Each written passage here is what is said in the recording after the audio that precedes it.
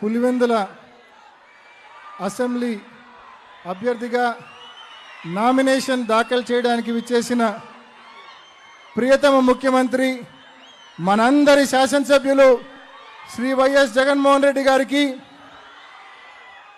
ఈ కార్యక్రమంలో జగనన్నకు తోడుగా అండగా నిలబడేందుకు ఇక్కడికి విచ్చేసిన నా అన్నలకు, తమ్ముళ్లకు, అక్కలకు, చెల్లెమ్మలకు పేరు పేరున హృదయపూర్వక నమస్సుమాంజలు తెలియజేస్తున్నాను సవినయంగా.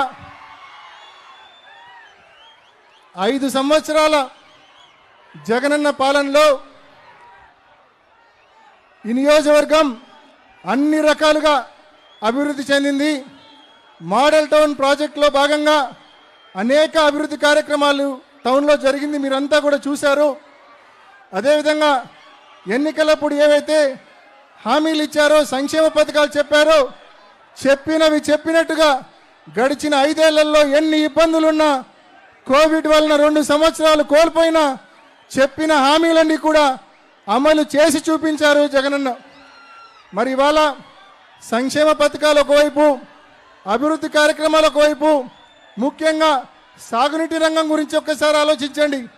ఇవాళ జగనన్న ఈ 2019 నుంచి 24 వరకు ఈ 5 సంవత్సరాల్లో 4 సార్లు సిబిఆర్ను ఫుల్ కెపాసిటీ 10 టీఎంసీలు పెట్టడం జరిగింది. అదేవిధంగా పైడిపాలెం 6 టీఎంసీలు 4 సార్లు నింపడం జరిగింది. మరి అలా నింపాం కాబట్టే ఈ 5 ఏళ్ల పాటు రైతులకు ఏ ఇబ్బంది లేకుండా మనం సాగునీరు అందించాం. మీరు ఒక్కసారి ఆలోచించండి. 16 నెలల క్రితం చంద్రబాబు నాయుడు గారు ప్రాజెక్టుల సందర్శన పేరుతో, సాగునీటి ప్రాజెక్టుల సందర్శన పేరుతో మరి మన రాయలసీమ ప్రాంతానికి, అందులో భాగంగా పులివెందులకు కూడా రావడం జరిగింది. ఆయన పులివెందులకు వచ్చిపోయినాక ఈ 16 నెలల్లో వర్షమే లేదు, వర్షమే కనిపించలేదు. ఈ 16 నెలల్లో వర్షం పూర్తిగా దూరమైన పరిస్థితి చంద్రబాబు నాయుడు గారు సాగునీటి ప్రాజెక్టుల సందర్శన తర్వాత.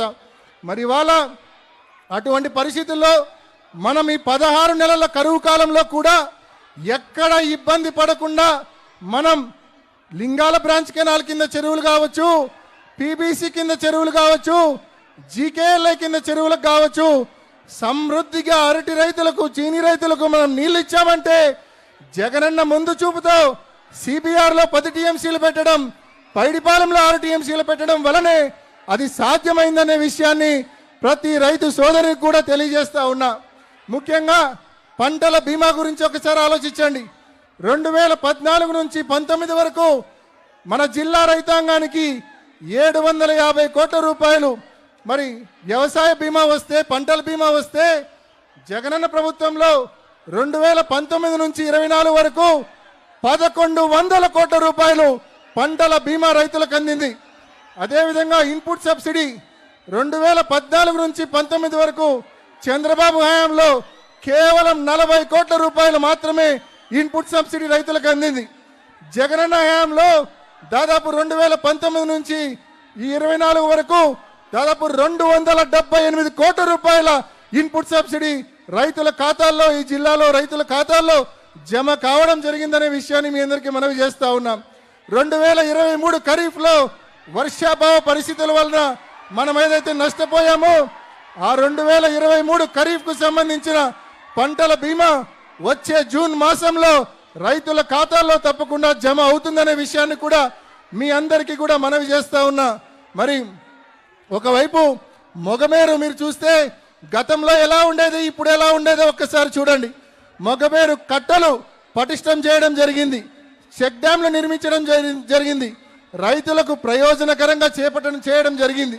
అదేవిధంగా మొగమేరుతో పాటు మరోవైపు చక్రాయపేట మండలం చూడండి, గాలేరు నగరి, హంద్రి నివాస్, సుజల స్రవంతి అనుసంధానంలో భాగంగా ఇప్పటికే అక్కడ కాలేటి వాగు డ్యాంను 0.1 నుంచి 1.2 టీఎంసీల స్టోరేజ్ డ్యామ్గా దాన్ని పూర్తి చేయడం జరిగింది.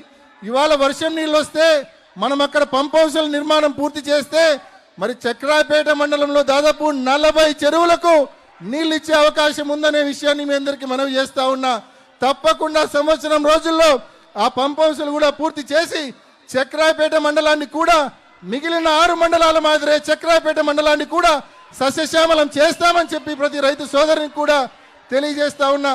ఇవాళ మన ప్రతిపక్షాలు మనం ఇంత పెద్ద ఎత్తున సంక్షేమం, ఇంత పెద్ద ఎత్తున అభివృద్ధి చేస్తున్నాం కాబట్టే మన తప్పులు చూపలేక, మనల్ని తప్పు పట్టలేక, చేసేదేమీ లేక, మనల్ని ఎదుర్కొనే బలం లేక ఇవాళ గుంపుగా మన మీదకి వస్తూ ఉన్నారు.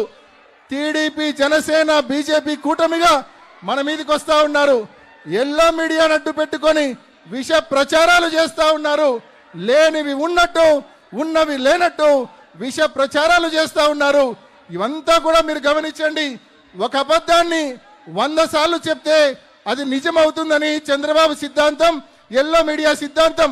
వాళ్ళ ట్రాప్లో ఎవరు పడొద్దని చెప్పి ఇక్కడ ఉన్న సోదరులను, సోదరిమణులను అందరినీ కూడా మనవి చేసుకుంటూ, ఎంతమంది కలిసి వచ్చినా చంద్రబాబుతో పాటు ఎంతమంది ప్యాకేజ్ స్టార్ కావచ్చు, అదేవిధంగా బీజేపీ కావచ్చు, అదేవిధంగా పరోక్షంగా కాంగ్రెస్ పార్టీ కావచ్చు, అదేవిధంగా ఎల్లో మీడియా కావచ్చు, ఎంతమంది కలిసి వచ్చినా, ఎన్నడు తప్పుడు హామీలు మీరు ఇచ్చినా కూడా జగన్మోహన్ రెడ్డి గారిని టచ్ చేయలేరు అని చెప్పి మీ అందరికీ తెలియజేస్తా ఉన్నా. చంద్రబాబు నాయుడు గారు అండ్ కోకు మరి తప్పకుండా మీరెంతమంది వచ్చినా కూడా మీకు చాలా మంది స్టార్ క్యాంపెయినర్లు ఉన్నారు. కానీ జగన్మోహన్ రెడ్డి గారు ఒక్కడు. కానీ జగన్మోహన్ రెడ్డి గారికి అండగా రాష్ట్రంలో లక్షల మంది యువకులు, అక్కచెల్లెమ్మలు, అవ్వతాతలు, రైతులు జగన్మోహన్ రెడ్డి గారికి స్టార్ క్యాంపెయినర్లుగా ఉన్నారు. జగన్మోహన్ రెడ్డి గారికి అండగా నిలబడేందుకు మేమంతా సిద్ధమంటా ఉన్నారు రాష్ట్ర ప్రజానీకం అంతా కూడా.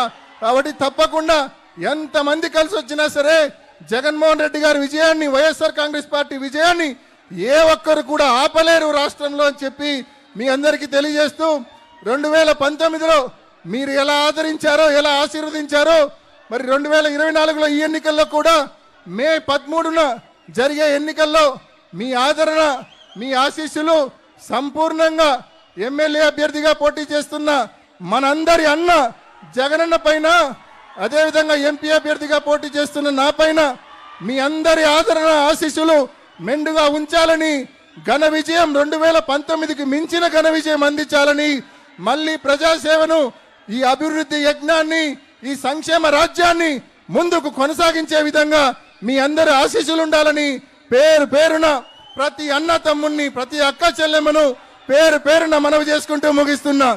జై జగనన్న, జై జగనన్న, జై జగనన్న, జోహార్ వైఎస్ఆర్, జోహార్ వైఎస్ఆర్, జోహార్ వైఎస్ఆర్.